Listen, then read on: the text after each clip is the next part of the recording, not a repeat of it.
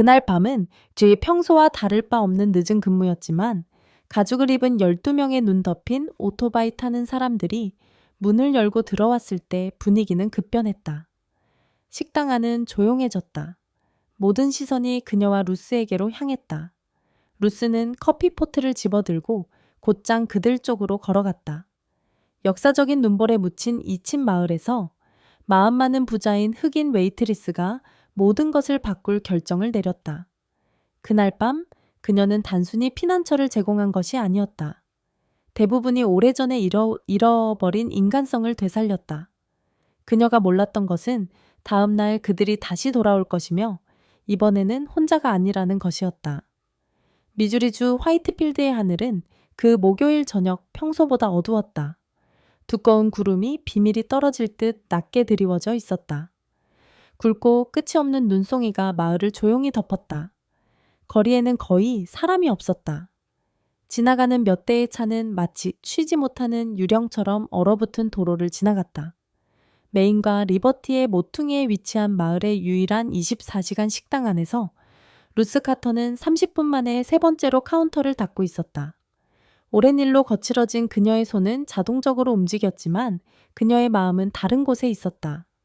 걱정하고 계산하고 기도했다. 그녀의 어머니 코라는 집에 혼자 계셨다. 약이 거의 다 떨어졌고 난방비도 이미 연체 중이었다. 루스는 오늘 밤 적어도 하나의 좋은 팁이 필요했다. 그렇지 않으면 난방과 약 중 하나를 선택해야 할 상황이었다. 항상 그랬다. 일상처럼 보이는 불가능한 선택들. 하지만 루스는 불평하지 않았다. 그녀의 목소리는 부드럽고 차분했다. 그녀는 조용한 강인함을 지닌 사람이었다. 대부분의 날 사람들은 그녀를 거의 알아차리지 못했다. 그러나 루스는 모든 것을 보았다. 그리고 중요한 순간에는 행동했다. 몇몇 손님만 남아 있었다. 커피를 마시는 노부부, 휴대전화로 날씨 경고를 보고 있는 트럭 운전사. 지역 뉴스에서는 역사적인 눈보라가 올 것이라고 경고했다. 대피소에 머물러라. 모든 도로가 폐쇄되었다. 그러나 루스는 모든 사람이 대피소를 가질 수 있는 것은 아니라는 것을 알고 있었다. 식당 문 위에 종이 울릴 때 머리가 돌아갔다. 분위기가 바뀌었다. 들어온 것은 단순히 추위가 아니었다. 존재감이었다. 눈 덮인 12명의 남자들이 검은 가죽을 두른 채 문을 밀고 들어왔다. 무거운 부츠, 거친 얼굴, 사람들을 긴장시키는 눈에 띄는 패치를 단 재킷들. 지옥의 천사들. 트럭 운전사는 즉시 계산하고 떠났다. 노부부는 그 자리에 얼어붙었다. 심지어 요리사도 부엌에서 눈을 크게 뜨고 살짝 내다보았다. 루스는 움츠러들지 않았다. 그녀는 커피포트를 집어들고 곧장 그들 쪽으로 걸어갔다. 뜨거운 유리에서 김이 올라오며 그녀는 그룹 앞에 섰다. 그들의 눈은 딱딱하고 지쳐 있었다. 몇몇은 단어보다 더 큰 이야기를 들려주는 흉터와 문신을 가지고 있었다. 하지만 루스는 그 너머를 보았다. 그녀는 피로, 추위, 배고픔을 보았다. 커피 드릴까요? 그녀는 마치 오랜 친구에게 제안하듯 물었다. 그들 중 가장 키가 큰 은빛 수염을 가진 십자가를 목걸이에 건 노인이 고개를 끄덕였다. 네, 부인. 그들은 세 개의 테이블을 밀어붙이고 앉았다. 아무도 말하지 않았다. 루스는 컵, 토스트, 남은 수프, 그녀가 줄 수 있는 모든 것을 가져왔다. 그녀는 질문하지 않았다. 그럴 필요가 없었다. 그녀는 그들을 다른 사람들처럼 대접했다. 부엌에서 매니저 바라가 가까이 다가왔다. 루스, 미쳤어? 그들이 누군지 알아? 경찰을 불러야 해. 루스는 커피컵에 시선을 고정했다. 뭐라고 말할 건데? 얼어붙고 배고픈 사람들이 수프 먹으러 왔다고? 마라는 눈을 깜빡였다. 루스의 톤은 부드럽지만 단호했다. 마라는 루스를 잘 알고 있었기에 그만두었다. 1시간이 지났다. 오토바이 타는 사람들을 따라온 침묵은 서서히 사라졌다. 그들은 시끄럽지 않았다. 무례하지 않았다. 그저 조용히 감사하며 먹었다. 가장 어린 턱 아래에 흉터가 있는 20대 초반의 빨간머리 청년이 카운터로 다가왔다. 부인, 모텔은 닫았고 대피소는 가득 찼어요. 갈 곳이 없어요. 루스는 그의 얼굴을 살폈다. 두려움과 수치심이 보였다.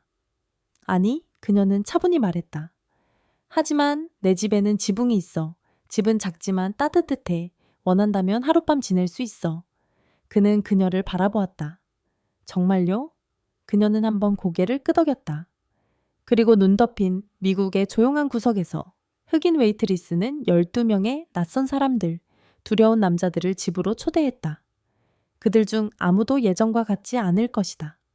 루스의 집은 식당에서 7블록 떨어져 있었다.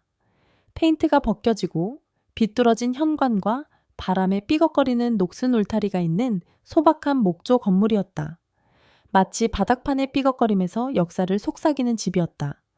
그들은 눈 속에서 침묵 속에 걸었다. 오토바이 타는 사람들은 불확실하고 긴장된 채 그녀를 따랐다. 그들이 망설였던 것은 자존심 때문이 아니었다. 그것은 낯선 친절함 때문이었다. 그들 중 일부는 그것을 어떻게 받아들여야 할지 몰랐다. 루스는 어깨로 현관문을 열고 불을 켰다. 따뜻함, 공기는 나무 연기, 라벤더, 오래된 가족 요리법의 냄새가 났다. 벽에는 사진들이 줄지어 있었다. 일부는 바래고 일부는 액자에 담겨 있었다. 루스와 그녀의 형제들, 졸업장을 들고 있는 그녀의 어머니, 중앙에 있는 사진 하나, 루스와 그녀의 어머니가 삶의 상처를 웃으며 안고 있는 모습. 별거 없지만 루스는 코트를 벗으며 말했다. 여기가 집이에요. 환영합니다. 그들은 즉시 말하지 않았다. 한 남자가 거친 손으로 나무 패널 벽을 문지르며 그것이 진짜인지 확인하려는 듯했다. 그녀는 뒷방으로 사라졌다. 그녀의 어머니 코라는 꽃문의 담요 아래 잠들어 있었다. 루스는 그녀의 이마에 부드럽게 입맞춤을 했다. 괜찮아요, 엄마. 그녀는 속삭였다. 그저 따뜻함이 필요한 추운 사람들이에요. 거실로 돌아왔을 때 남자들은 여전히 어색하게 서 있었다. 복도 옷장에 담요가 있어요. 소파, 카펫 찾을 수 있는 대로 쓰세요. 이 날씨에 밖에 있지 않도록 하세요. 십자가를 가진 큰 남자가 앞으로 나섰다. 두렵지 않아요? 루스는 그의 눈을 마주쳤다. 뭐가요? 우리가 바보 같은 짓 할까봐. 그녀는 부드럽게 숨을 내쉬었다. 양복과 넥타이를 입은 사람들에게서 더 나쁜 걸 봤어요. 악은 항상 문신과 가죽으로 오지 않아요. 난 눈을 봐요. 그리고 당신 것에는 피로가 보여요, 문제가 아니라. 뭔가가 바뀌었다. 존경, 아마도 안도감. 그들은 가능한 한 편안하게 만들었다. 루스는 마지막 장작을 사용해 불을 지폈다. 그녀는 비용을 계산하지 않았다. 난방도, 음식도 어떤 빚은 돈으로 갚지 않는다. 그날 밤 늦게 부엌에서 차를 준비하던 중 빨간 머리 청년이 다시 나타났다. 난 카일이에요. 아칸소에서 왔어요. 아버지가 돌아가신 후 천사에 가입했어요. 길을 잃어버렸었는데 그들이 나를 찾았어요. 루스는 그에게 머그잔을 건넸다. 가끔은 그저 찾아주길 바라는 거죠. 그는 미소를 짓고 그림자 속으로 사라졌다. 아침이 되자 집은 조용했다. 남자들은 담요를 접고 설거지를 하고 바닥을 쓸었다. 아무런 흔적도 손상도 소음도 없이 단지 남겨진 메모 한 장. 다른 누구도 주지 않았던 따뜻함에 감사드립니다. 12명. 루스는 주방 테이블에 앉아 봉투를 들고 있었다. 안에는 약 200달러의 현금이 들어 있었다. 그러나 그녀를 눈물 짓게 만든 것은 그들이 그것을 남겼다는 사실이었다. 아무런 말도 없이. 단지 감정으로 갚은 빚. 그녀는 눈 덮인 거리를 바라보았다. 그들의 발자국은 여전히 보였다. 누군가가 지나가며 변했음을 증명하는 흔적. 금요일 아침이 되자 화이트필드는 유령 마을이 되었다. 눈보라가 모든 것을 얼려버렸다. 학교는 휴교, 배달은 취소, 도로는 여전히 얼음층에 묻혀 있었다. 루스는 평소처럼 정확히 식당에 나타났다. 아무도 그녀에게 기대하지 않았지만 책임감에는 리듬이 있었고 그 리듬은 그녀가 통제할 수 있는 유일한 것이었다. 그녀는 앞치마를 한 손에 깔끔하게 접은 채 뒷문으로 들어갔다. 마라, 매니저가 라디오 옆에 서서 폭풍에 대한 경찰 업데이트를 듣고 있었다. 그녀는 루스를 보고 돌아섰다. 정말로 그들이 어젯밤 내 집에 있었어. 말하는 반은 속삭이고 반은 놀란 듯 물었다. 맞아요. 루스는 이미 커피 스테이션으로 향하며 대답했다. 아무 일도 없었어요. 그들은 먹고 자고 떠났어요. 말하는 목소리를 낮췄다. 진심이야, 루스. 그들이 널 강도질할 수도 있었고 해칠 수도 있었잖아. 너 혼자서 그런 남자 12명과 있었잖아. 루스는 멈춰서서 그녀를 똑바로 바라보았다. 난 그들이 두렵지 않았어요. 양복과 넥타이를 입은 사람들에게서 더 나쁜 걸 봤어요.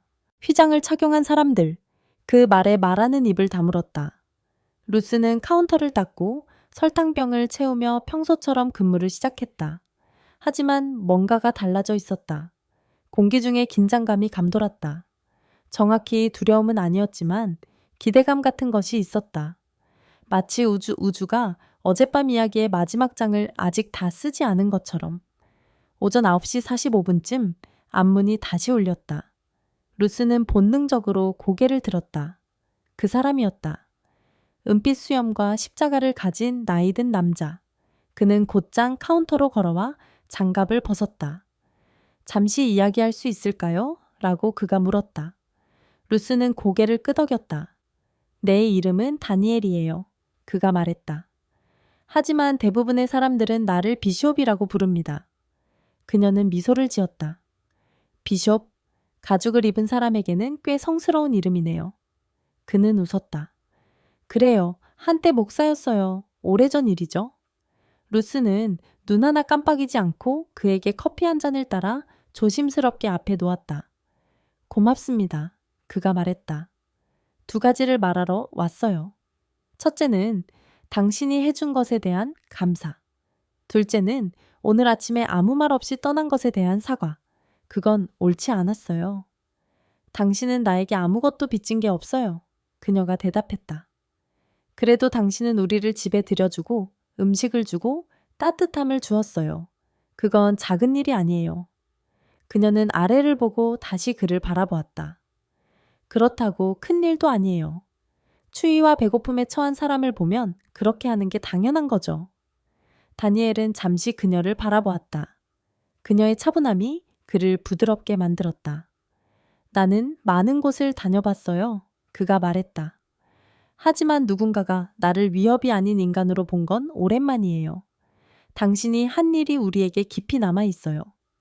그는 코트 주머니에서 봉투를 꺼내 카운터에 놓았다. 이건 당신을 위한 거예요. 많은 건 아니고 그냥 작은 표시일 뿐이에요. 오늘 아침에 모자를 돌렸어요. 루스는 그것을 열지 않았다. 그녀는 천천히 고개를 끄덕였다. 친절하네요. 고맙습니다. 다니엘은 잠시 더 머물다가 덧붙였다. 한 가지 더 있어요. 루스는 눈썹을 올렸다. 오늘 오후 그가 말했다. 몇몇 친구들이 마을을 지나가며 경의를 표할 거예요. 문제도 쇼도 아니고 그냥 존경이에요. 루스는 그것이 무엇을 의미하는지 완전히 이해하지 못했지만 그리 작은 일이 아닐 거라는 느낌이 들었다. 그는 고개를 끄덕이고 걸어 나갔다. 나중에 그녀의 근무가 끝났을 때 루스는 뒷방에 홀로 앉아 봉투를 열었다. 그 안에는 약 200달러의 현금과 누구도 주지 않았던 따뜻함에 대한 감사의 마음으로 실비라는 송글씨 메모가 있었다. 그녀는 의자에 기대어 눈이 따갑게 느껴졌다. 돈 때문이 아니었다. 그것은 제스처였다. 그녀는 창밖을 바라보았다. 눈이 녹고 있었다. 세상이 다시 깨어나고 있었다. 그리고 그녀는 그것을 들었다. 처음에는 낮은 진동, 그 다음에는 더 크게, 더 가까이 엔진의 굉음. 마라가 뒷방으로 뛰어들어왔다. 루스, 이걸 봐야 해. 루스는 심장이 두근거렸다. 그녀는 앞문으로 걸어가 그것을 열었다. 거리 끝 점점 옅어지는 눈을 통해 그들이 오고 있었다. 2대, 그 다음 5대, 그 다음 20대, 그보다 더 많은 오토바이들이 수십 대가 안개 속에서 헤드라이트를 비추며 천천히 화이트필드를 지나가고 있었다. 루스는 몇 대인지 몰랐다. 50대, 아마도 그 이상. 그녀는 세지 않았다. 그저 지켜보았다. 숨이 막혀 말을 잇지 못했다. 무언가가 일어나고 있었다. 그리고 그녀는 그 중심에 있었다. 엔진 소리가 메인 스트리트를 천둥처럼 울렸다. 사람들은 코트와 스카프로 몸을 감싸고 집 밖으로 나와 현관난간에서 눈을 털고 혼란과 경애로 가득 찬 눈으로 바라보았다. 그것은 시위도, 퍼레이드도 아니었다. 그것은 전혀 다른 것이었다. 행렬은 천천히 움직였다. 수십 대의 바이커들이 다이너를 지나갔다. 하나씩 그들은 루스를 향해 고개를 끄덕였다. 그녀는 문가에 서서 그들을 지켜보았다. 어떤 이는 손을 들었고 어떤 이는 헬멧을 기울였다. 다른 이들은 단지 그녀의 눈을 마주쳤다. 그들은 멈추지 않았다. 그럴 필요도 없었다. 존경은 항상 말로 표현되는 것이 아니다. 마지막 바이크가 거리를 빠져나가자 다시 침묵이 찾아왔다. 마라가 루스 뒤에 서서 여전히 얼어붙어 있었다. 무슨 일이 일어난 거야? 루스는 도로에서 눈을 떼지 않았다. 그냥 누군가가 나를 본 거야. 그녀가 속삭였다. 그날 밤 루스는 부엌 테이블에 앉아 다시 봉투를 바라보았다. 지폐는 진짜였다. 메모는 간단했다. 하지만 그녀를 가장 흔들었던 것은 설명할 수 없는 것이었다. 인정받는다는 것의 무게. 웨이트리스로서도 도움으로서도 아닌 인간으로서. 다음 날 오후 카일이 다이너에 다시 나타났다. 이번에는 뭔가 달라 보였다. 더 확신에 차 있었다. 여전히 재킷을 입고 있었고 턱 밑에 그 흉터가 있었지만 뭔가 달라졌다. 물어볼 게 있어요. 그가 말했다. 큰 봉투를 들고. 그들은 다시 뒷방에 앉았다. 카일은 테이블에 봉투를 놓고 그것을 열었다. 그 안에는 문서, 기부 기록, 스케치가 있었다. 우리는 뭔가를 준비하고 있어요. 그가 말했다. 우리 같은 사람들, 퇴역 군인, 전과자, 아무도 두 번째 기회를 주지 않는 사람들을 위한 진짜 장소를 만들고 싶어요. 우리는 그것을 커뮤니티 공간이라고 부르지만 그 이상이에요. 루스는 손을 모으고 들었다. 우리는 마을 외곽의 오래된 부지에 그것을 짓고 싶어요. 이미 기부받았고 자원봉사자들도 준비되어 있고 자금도 시작됐어요. 그는 그녀에게 종이를 건넸다. 우리는 그것을 차사루트라고 부르고 싶어요. 그녀는 눈을 깜빡였다. 나를요? 카일은 고개를 끄덕였다. 당신은 우리가 누구인지도 모른 채 우리에게 피난처를 주었어요. 당신은 우리를 사람으로 대했어요. 우리는 그것을 기반으로 삼고 싶어요. 루스는 서류를 내려다보았다. 나는 리더가 아니에요. 그녀가 말했다. 그저 내가 잘한 대로 했을 뿐이에요. 추운 사람을 보면 안으로 들이는 거죠. 바로 그거죠. 카일이 말했다. 그리고 우리가 만들고 싶은 세상이 바로 그거예요. 침묵이 흘렀다. 그러고 나서 루스는 고개를 끄덕였다. 이걸 하려면 제대로 해야 해요. 자선도 동정도 아닌 진짜 일, 진짜 구조. 카일이 미소 지었다. 진짜 집. 그가 떠나기 전에 그는 문에서 멈췄다. 한 가지 더 있어요. 2주 후에 그 부지에서 시작 행사를 열 거예요. 음악, 바비큐, 자원봉사자 모두가 올 거예요. 우리도. 전체 팀이. 그녀는 반대하려 입을 열었다. 그리고 깜짝 선물이 있어요. 그가 덧붙이며 웃었다. 그리고 그는 떠났고 루스는 거기에 홀로 앉아 있었다. 그녀 앞에는 서류, 법적 문서, 스케치, 기부금이 있었다. 하지만 그녀가 느낀 것은 희망이었다. 진짜 부정할 수 없는 희망. 그날 밤 루스는 잠을 잘 수 없었다. 복도의 오래된 시계가 새벽 3시 7분을 깜빡였다. 결국 포기하고 침대에서 일어나 어깨에 담요를 두르고 그녀의 작은 집에 삐걱거리는 복도를 맨발로 걸었다. 바람은 여전히 밖에서 울부짖었지만 더 이상 위협적으로 느껴지지 않았다. 그것은 더 이상 위협이 아니라 지나가는 기억 같았다. 그녀는 거실에서 불을 피우고 그녀의 낡은 안락의자에 앉았다. 그녀의 어머니, 미스 코라는 저녁 식사와 부드러운 대화를 나눈 후 일찍 잠들었다. 이제 들리는 소리는 낮은 장작 타는 소리뿐이었다.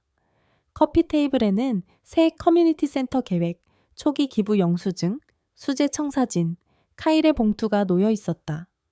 모든 것이 진짜였고 모두 일어나고 있었다. 루스는 마치 오랜만에 자신의 모습을 알아보려는 사람처럼 그것들을 바라보았다. 그녀는 얼마 전 12명의 남자들이 각자 자신의 방식으로 단단하고 조용하며 부서진 채로 그녀의 거실을 공유했던 그 밤을 떠올렸다.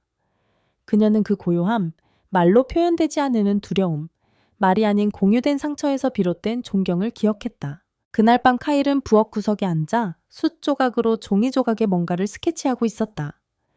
루스는 그의 어깨 너머로 엿보았다. 그것은 나무였다. 앙상하고 비틀린 나무, 깊은 뿌리와 거친 가지를 가진 나무였다. 내 기분이 그래요. 그가 말했다. 폭풍이 지나가도 여전히 서 있는. 그녀는 대답하지 않았다. 그저 그의 어깨에 손을 올렸다. 때로는 침묵이 위로보다 더 많은 것을 말해줄 수 있었다. 거실에서는 2명의 나이든 바이커들이 그림자 속에서 속삭이고 있었다.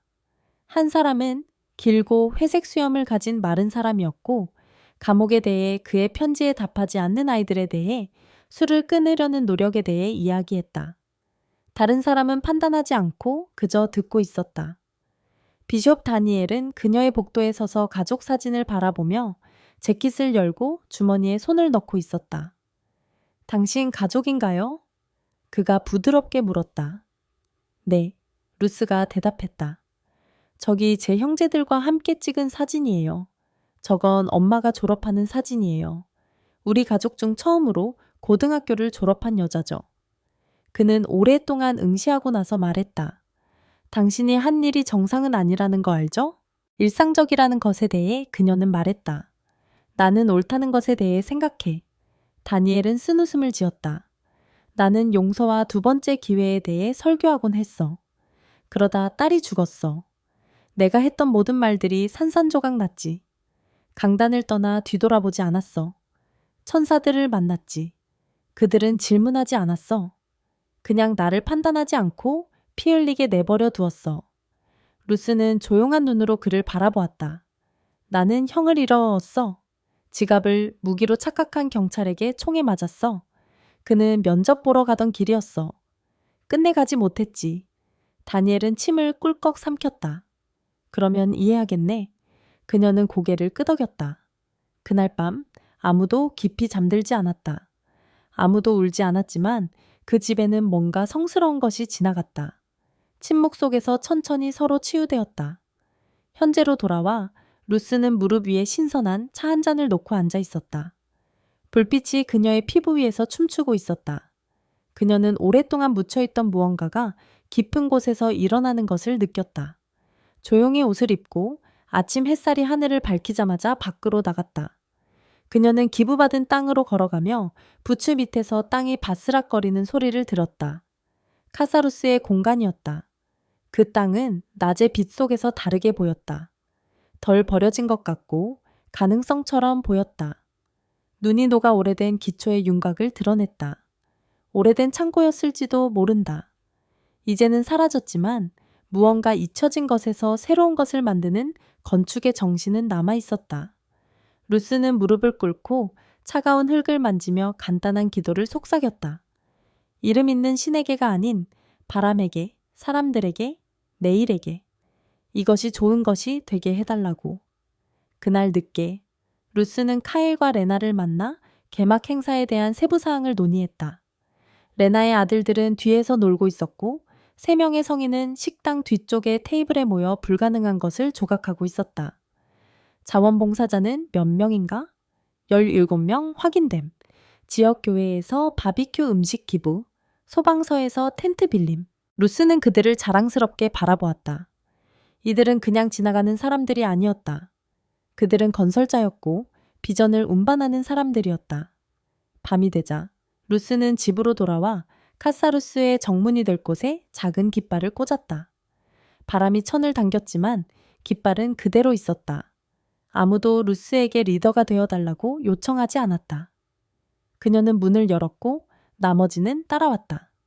행사는 토요일로 예정되어 있었다. 맑은 하늘, 상쾌한 공기, 완벽한 봄날, 오후였다. 땅 자체가 이 날을 기다리고 있었던 것처럼 느껴졌다.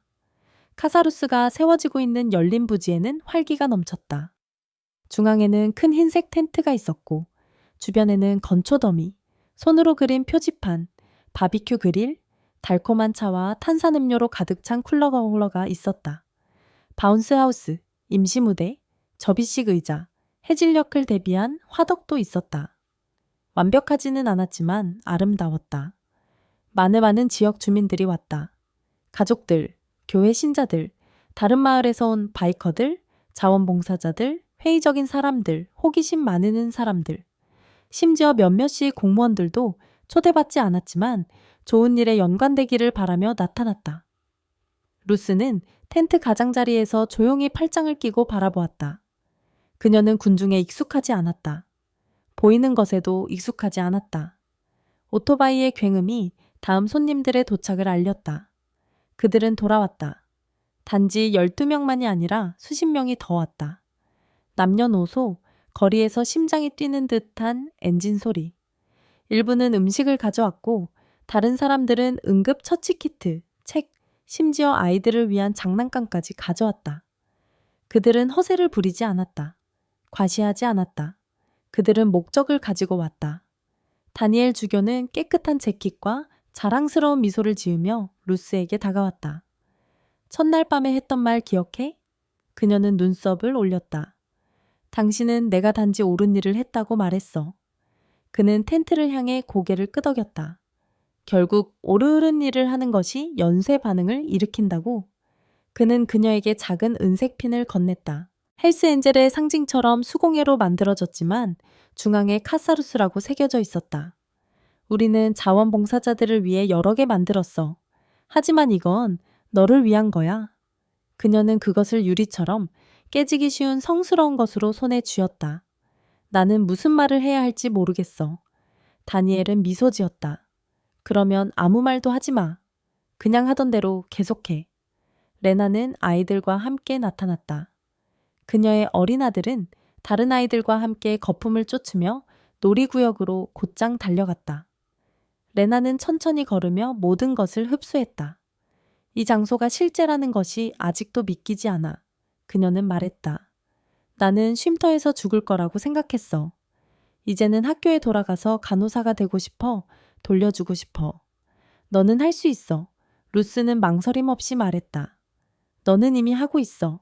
루스가 말할 시간이 왔다. 그녀는 작은 무대에 서서 마이크를 잡고 심장이 뛰었다.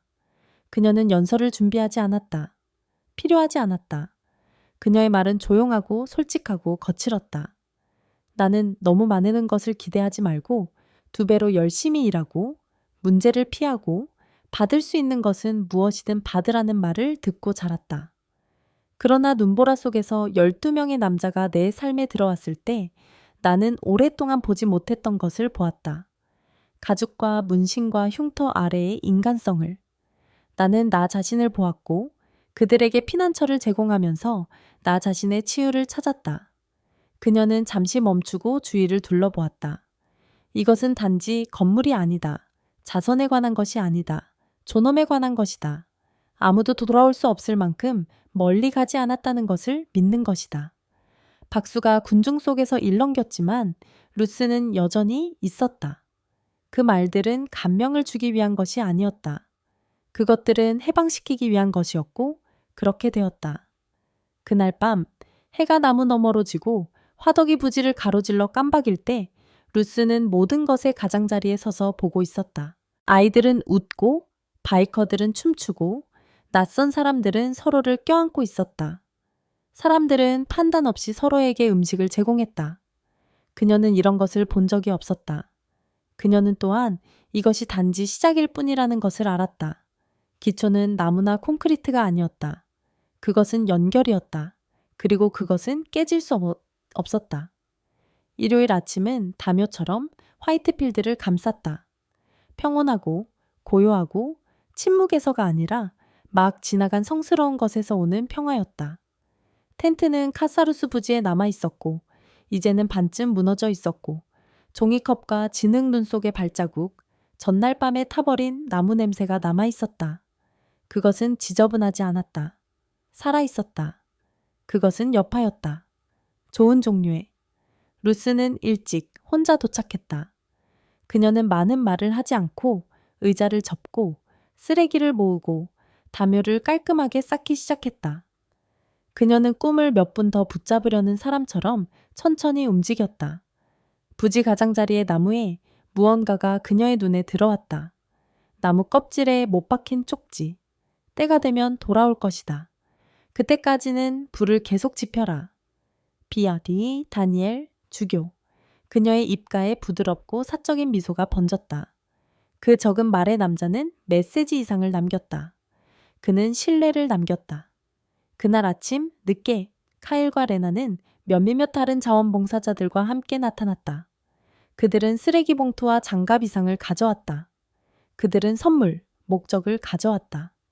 레나의 아들들은 이제 눈이 치워진 들판을 가로질러 뛰어다니며 나무 더미와 도구 사이를 쫓고 있었다. 그것은 놀이처럼 보였지만 루스에게는 자유처럼 보였다. 그녀는 레나에게 따뜻한 미소를 보냈다. 돌아왔구나. 레나는 웃었다. 멀리 있을 수 없었어. 집처럼 느껴져. 그리고 그것은 그들뿐만이 아니라 많은 사람들에게 모두에게 그랬다. 그들은 함께 일했다. 태양이 높이 떠오를 때까지. 그 땅은 더 이상 비어있는 것처럼 느껴지지 않았다. 그것은 단지 건설 현장이 아니었다. 그것은 성소가 되어가고 있었다. 자선이 아닌 존엄으로 세워진 하나의 성소. 그날 저녁 루스는 집으로 돌아와 부츠에 진흙이 잔뜩 묻어 있었다. 그녀는 뜨거운 샤워를 하고 캐모마일 차 한 잔을 끓여 오래된 흔들의자에 앉아 마을을 보았다. 안쪽에서는 코라 여사가 평화롭게 쉬고 있었다. 하루의 따뜻함이 남아 있었다. 그녀 뒤에서 문이 삐걱거리며 열렸다. 루스는 돌아서서 그녀의 어머니가 보행기에 기대어 쇼를 두르고 있는 것을 발견했다. 어제 오토바이들 봤어. 코라는 부드럽게 말했다. 자랑스러움이 묻어나는 목소리로. 마을 전체가 봤어. 루스는 그녀를 의자에 앉혔다. 아름다웠어, 엄마. 시끄러웠지만 아름다웠어. 코라는 딸의 손을 잡았다. 너는 큰 일을 해냈어, 루스. 아니, 루스는 부드럽게 말했다. 우리는 친절한 일을 했어. 차이가 있어. 그녀의 어머니는 미소 지었다. 형이 자랑스러워할 거야. 그 말이 루스의 가슴에 직격했다. 그녀는 눈을 감았다. 순간 눈물을 참으며 그녀는 더 이상 들을 필요가 없었다. 월요일 아침은 여느 때와 다름없이 찾아왔다. 식당은 평소의 리듬으로 붐볐다. 루스는 다시 일하러 갔다. 앞치마를 메고 머리를 뒤로 묶고 같은 미소, 같은 안정된 손길. 하지만 모든 것이 달라졌다. 손님들은 이제 그녀를 다르게 바라보았다. 동정이나 예의가 아니라 존경으로. 심술궂은 철물점 주인인 늙은 헨리 씨조차 카운터로 다가와 목청을 가다듬었다. 센터 소식 들었어? 좋은 일이야. 이제야 하나 생기네. 루스는 그냥 고개를 끄덕였다. 헨리는 잠시 망설이다가 덧붙였다. 내 뒷마당에 목재가 좀 있어. 몇 년째 그냥 놔뒀던 건데 가져가도 돼. 그리고 내 조카 세인트루이스에서 건축가로 일해 무료로 설계도 그려주겠대. 루스는 눈을 깜빡였다. 너무 관대하네요. 헨리는 어깨를 으쓱했다. 관대함이 아니라 이제야 올바른 일을 해야 할 때라서. 그녀는 미소 지었다. 그날 오후 지역 고등학교에 3명의 10대들이 와서 페인트칠을 도울 수 있는지 물었다. 한 여자가 어린이 구역에 노을책을 기부했다. 노부부는 통조림을 기부했다. 그리고 지역 목사는 주말에 슬픔 상담 세션을 진행하겠다고 제안했다. 계속해서 사람들이 찾아왔다. 루스에 대한 동정심 때문이 아니라 그녀에게 영감을 받았기 때문이었다. 그날 저녁 루스는 그 부지로 돌아갔다. 조용했다. 황금빛 햇살이 들판을 가로질렀다. 그녀는 표시된 기초선을 따라 걸으며 그곳에 무엇이 세워질지 상상했다. 주방, 교실, 명상을 위한 조용한 방, 신선한 시트가 깔린 2층 침대, 책으로 가득 찬 선반, 여기서는 안전합니다. 라고 단순히 손으로 쓴 표지판. 이제 꿈이 아니었다. 움직이기 시작했다. 그리고 그것은 12명의 낯선 이들과 열린 문 하나로 시작되었다. 그들이 그녀에게 작별 인사를 할 때 말이 필요하지 않았다. 그들의 침묵이 모든 것을 말했다. 작별이 아니라 다시 돌아올 것이라고. 진짜인 것은 뒤에 남기는 것이 아니라 앞으로 나아가는 것이기 때문이다. 화요일 아침에 다시 일이 일어났다. 루스는 식당에서 설탕통을 채우고 있을 때 그것을 느꼈다. 단지 귀로만이 아니라 뼛속까지. 오토바이의 낮고 점점 커지는 소리. 처음에는 상상하는 줄 알았다. 멀리서 천둥 소리가 들리는 것 같았지만 비가 오는 폭풍은 아니었다. 그녀는 창문으로 걸어갔다. 그들이 있었다. 12명. 그 12명. 그 밤 눈 속에서 그녀의 문을 두드렸던 바로 그들. 하지만 이번에는 달라 보였다. 깨끗하고 안정적이며 다시 그들의 이유를 찾은 사람들처럼. 그들은 밖에 주차했다. 드라마도 군중도 없었다. 단지 존재감. 루스는 인도로 나왔다. 다니엘이 먼저 다가와 작은 나무 상자를 들고 있었다. 우리가 돌아올 때가 되면 다시 오겠다고 했잖아. 그녀는 고개를 끄덕였다. 이제 때가 된 건가요? 그가 미소 지었다. 그래, 이제 때가 됐어. 다른 사람들이 가방, 상자, 물품을 내리기 시작했다. 모든 것이 라벨이 붙어 있고 정리되어 있었다. 비상식량, 도구, 학용품, 심지어 여성 위생용품까지. 사람들이 항상 필요로 하지만 절대 요청하지 않는 것들이었다니 루스는 그 자리에 멍하니 서 있었다. 이 모든 것을 가져왔어요? 카일이 앞으로 나섰다. 이 지역의 모든 챕터가 기여했어. 래플, 기부, 바이커 이벤트. 모두가 기여했어. 심지어 조용한 사람들까지. 다니엘이 그녀에게 봉투를 건넸다. 확장, 정신건강 서비스, 가족 프로그램, 필요한 무엇이든 우리가 믿어. 네가 잘 쓸 거라고. 그녀는 봉투를 잡았다. 두꺼웠다. 이것은 방문이 아니었다. 그것은 투자였다. 그녀가 말하기 전에 사이렌 소리가 들렸다. 순찰차가 빠르게 다가왔다. 불빛이 번쩍였다. 2명의 경찰이 나와 허리띠 근처에 손을 얹었다. 나이든 경찰관, 클락 보안관이 루스를 알아보고 바이커들을 찡그리며 쳐다봤다. 무슨 일이야? 다니엘이 당당히 말했다. 그녀에게 물품을 기부하고 있어요. 클락은 눈살을 찌푸렸다. 이게 합법인가? 루스가 앞으로 나섰다. 그들은 노숙자, 참전용사, 가정폭력 생존자를 위한 커뮤니티 센터를 짓는 데 도움을 주고 있어요. 그게 불법인가요? 클락은 불편하게 몸을 움직였다. 아니, 문제가 있는지 확인하려고. 루스는 눈 하나 깜빡이지 않았다. 여기서 유일한 문제는 좋은 사람들이 좋은 일을 하는 것을 막는 것이다. 보안관은 아무 말도 하지 않았다. 긴 침묵 후 그는 차로 돌아갔다. 바이커들은 거의 반응하지 않았다. 이것은 갈등에 관한 것이 아니었다. 변화에 관한 것이었다. 그날 오후 기부품은 카사루스 부지에 내려졌다. 자원봉사자들은 그 양을 보고 눈물을 흘렸다. 물품은 임시 저장소 전체를 가득 채웠다. 상자들 사이에는 예상치 못한 것이 있었다. 무겁고 새겨진 금속 명판. 카사루스 추위가 끝나고 치유가 시작되는 곳. 루스는 손가락으로 글자를 더듬었다. 가슴이 조여왔다. 다니엘이 설명했다. 우리 중 한 명이 만들었어. 말을 잘하네. PTSD. 새밤 동안 손으로 새겼어. 루스는 눈을 감았다. 그것은 단순한 선물이 아니었다. 그것은 약속이었다. 그날 밤 루스는 창가에 앉아 한 손에 봉투를, 다른 손에 새겨진 핀을 들고 있었다. 바람은 잦아들고 별들은 선명했고 세상은 한 번쯤 조용했다. 하지만 멀리서 부드럽고 꾸준하고 분명한 그녀는 다시 들었다. 밤을 가로지르는 심장 박동처럼 울리는 단일 엔진의 포효. 경고가 아니라 상기였다. 그녀는 혼자가 아니었다. 더 이상은 그 후의 날들은 바빴지만 루스가 결코 알지 못했던 평화로 가득 차 있었다. 이제 카사루스가 서 있는 부지는 단순히 활동적인 것이 아니라 살아 있었다. 건물의 골조가 올라갔다. 자원봉사자들은 벽을 칠하고 빔을 망치질하며 화물을 내렸다. 한때 빈 땅이었던 곳은 신성한 것이 되어가고 있었다. 일하는 사람들 뿐만이 아니었다. 도움을 받기 위해서가 아니라 돕기 위해 사람들이 찾아오기 시작했다. 지역 철물점은 도구를 제공했다. 고등학교 반은 벽화를 그렸다. 교회들은 음식을 가져왔다. 은퇴한 참전용사들은 그들의 기술을 나누러 왔다. 그리고 그동안 루스는 중심에 머물렀다. 조용하고 집중하며 겸손하게. 명령을 내리는 것이 아니라 방향을 제시하며. 그 토요일, 그녀가 기부받은 책들을 정리하고 있을 때 카일이 작은 나무 상자를 들고 다가왔다. 너를 위한 게 있어. 그녀는 고개를 들었다.